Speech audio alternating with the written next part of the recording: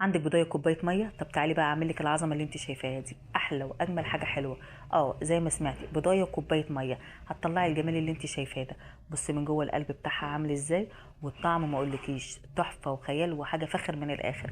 يلا بقى، لو اول مره تشوفيني يسعدني ويشرفني انك تنوريني وتحطي احلى اشتراك من ايدك، وتحطي لايك للفيديو، وتشاركي الفكره دي لاصحابك، لان بجد بجد حاجه تحفه وحاجه حلوه واقتصاديه جدا في الاخر. انا رغايه من غير رغي كتير، يلا بينا نسمي بالله ونصلي على الرسول ونبدا مع بعض في التحضير. انا هنا جبت طبق، جبت هنا الطبق بتاعي، جبت كوبايه ميه دافيه. اهم حاجه تكون دافيه شويه، عشان الميه بتاعتك لو ساقعه الخميره مش هتخمر معانا، ولو سخنه البيضه بتاعتنا نزلنا بيها على طول هتستوي معاكي. فلازم تكون دافيه. تمام تمام. عايزه تبدلي بدل كوبايه الميه تحطي كوبايه لبن، يا سلام، تبقى عظمه. بس احنا هنا قلنا اقتصاديه وعايزين حاجه اقتصاديه وجميله وايه وتحفه. هنحط بقى ايه، ذره فانيليا، فانيليا سايله، فانيليا علب، مفيش اي مشكله. هنحط معلقتين زيت، بس يكون زيت نظيف، بلاش زيت التوميل لو ريحته مش حلوه، بلاش منه، لان الحلويات بتاعتنا بتبقى عايزه الزيت بيبقى حلو. طبعا هنا عايزه تحطي معلقتين بيكنج باودر، حطي مفيش مشكله.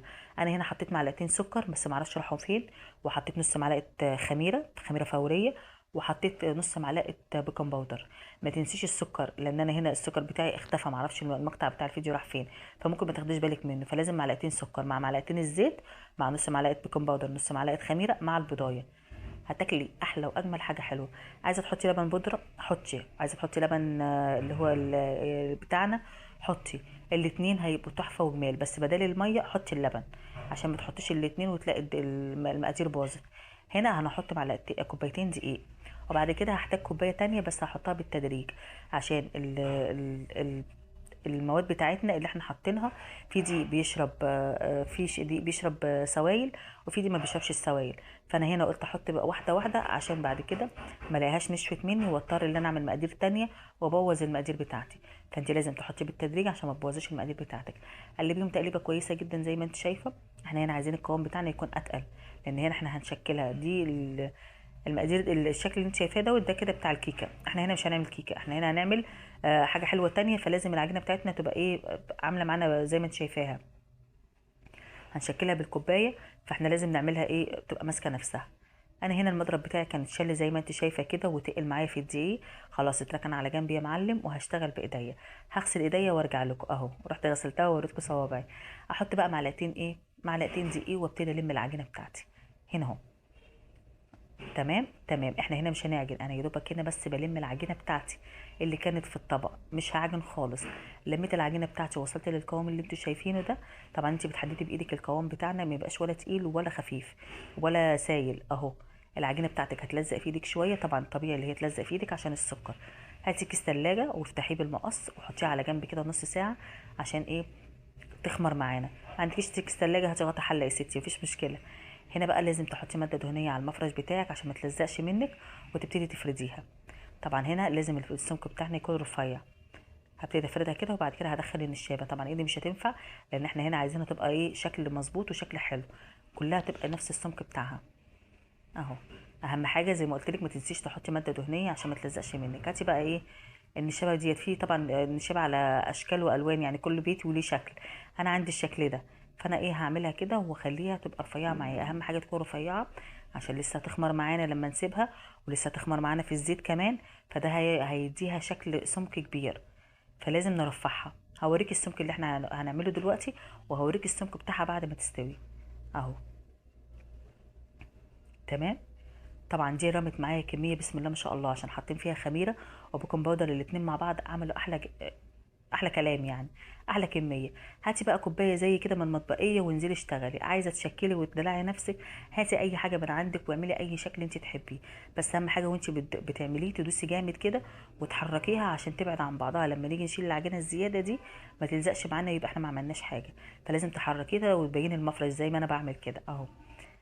تمام تمام. طبعا لو عندك شكل قلوب، عندك شكل نجمة، عندك اي شكل تاني براحتك. اطلعي بقى بالعجينة بتاعتك كده اهو، مفيش ولا واحدة مسكت معايا اهو، زي ما انت شايفة اهو. تمام. هحطها على جنب واعجنها بقى مع نفسي بعدين، وهوريكي دلوقتي انا هعمل في ايه في الطبق. هسيبها هنا كده المهم، وابص السمك اللي انا بوريهولك اهو، زي ما انت شايفة السمك ده. تمام تمام، ما تخناش عن كده عشان احنا لسه زي ما قلت لك هتخمر معانا وهتعمل معانا في الزيت، فلو خمرت معانا اكتر من اللازم هتبقى قالب لك برتقانايه بطاطسايه، حاجه كده مكعوره. اهم حاجه بقى هنا تسخني الزيت بتاعنا كويس، وبعد ما تسخني الزيت تروحي موطيه النار. ليه؟ عشان ما تتحرقش مني وتديني لون وتبقى منيه من جوه. لازم هنا الزيت يسخن وريحته تطلع، وبعد كده هدي النار وانزل كده بايه، بالحبه بتوعي، وما اقلبهمش. المرحله دي دلوقتي ما تقلبهوش، لازم تسيبيه لغايه ما يديني لون من الجناب اللي انا ما ابتدي اقلبه. بص هنا النار هدي زي ما انت شايفه كده. طبعا انا لما نزلت بالكميه مع ما وطيت النار فالزيت هبط معايا والحراره قلت. انا عايزه كده، عايزاها تستوي على نار هاديه، عشان كل ما بتستوي على نار هاديه هتستوي من جوه، هتدينا لون حلو من بره، هتخمر معانا كميه اكبر وهتبقى جميله. عليتي نارك، شطت من بره، عجنت من جوه، ما ادتناش كميه، يعني ايه، خسرانين من كل ناحيه، هترميها. فلازم توطي النار بتاعتك. تمام تمام. طبعا هنا هتلاقيها احمرت من تحت، تبتدي تقلبي، تحطي ايدك وتخلي بالك ما تسيبيش المعلقه، ولازم تقلبيها كده اهو. بصي اهو، عشان كله يدينا لون موحد وكله لون واحد زي ما انت شايفه. بصي بقى اتنفخت معانا وكبرت ازاي. بس انا كنت موريها لك السمك بتاعها ازاي ودلوقتي بقى عامل ازاي. لو قلت لك ما شربتش زيت مش عارفه الحروف النهارده بايظه. لو قلت لك اللي هي ما شربتش زيت مش هتصدقيني. اهي هوريها لك هنا بقى. بصي في زيت، العجينه دي ما فيهاش زيت، بص المنظر. والله والله يا جماعه، والله ما بكذب عليكم، ويشهد عليا ربنا ان الزيت بتاعي لسه زي ما هو، وانا عملت الكميه دي ولسه، والله ربنا يشهد عليا ان الكميه ديت لسه في طبق تاني جوه. بس انا هصور معاكم الفيديو ده الطبق ده بس، وهسيب التاني.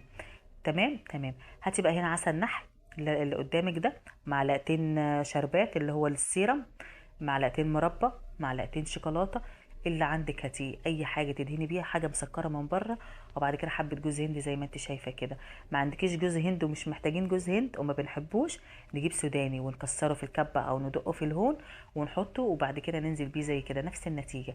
هيديكي طعم برضو تحفه وجميل، الاتنين طعم خيال، احسن من بعض واجمل من بعض. اهم حاجه بس تدهنيها كده بصي الجمال، بصي عظمه يا ناس، تحفه، حاجه فاخر من الاخر، طعم تحفه وخيال. اهم حاجه ما تنزليش بيها جوه العسل، هتلاقيها شربت معاكي كتير وبقت تقيله مش هتقدري تاكليها. وهتحطيها في جوز الهند كمان هتشرب اكتر. فلازم تعملي بالفرشه زي ما انت شايفه كده، ما عندكيش فرشه، بالمعلقه، عشان ما تبقاش تقيله قوي، احنا عايزينها هنا تبقى جميله. وما تنسيش ان احنا العجينه بتاعتنا حاطين كمان فيها سكر، فهي هتبقى مسكره، يعني مسكر لزياده عن اللزوم ده بيبقى تقيل. هعمل الكميه كلها واوريكم العظمه ده. ايه رايكم في الجمال والحلاوه دي؟ اديكي شفت الطريقه قدامك بقى، قومي جربيها واعمليها، واكتبي لي في الكومنت كده وادعي لي دعوه حلوه، وقولي لي ايه رايك في الجمال ده. طبعا الطعم بصراحه لو قلت لك احلى من شكلها مش هتصدقيني، طعم تحفه وحكايه وحاجه جميله جدا. لو وصلتي لغايه هنا بقى ما تنسيش اختك حبيبتك تعملي لي احلى اشتراك من ايدك، عشان او تعملي الاشعار عشان اول ما انزل فيديو جديد اول الناس تشوفيه، وتشاركي الفكره لاصحابك، وتحطي لايك للفيديو، وتقومي تجربيها وتكتبي لي في اللايك.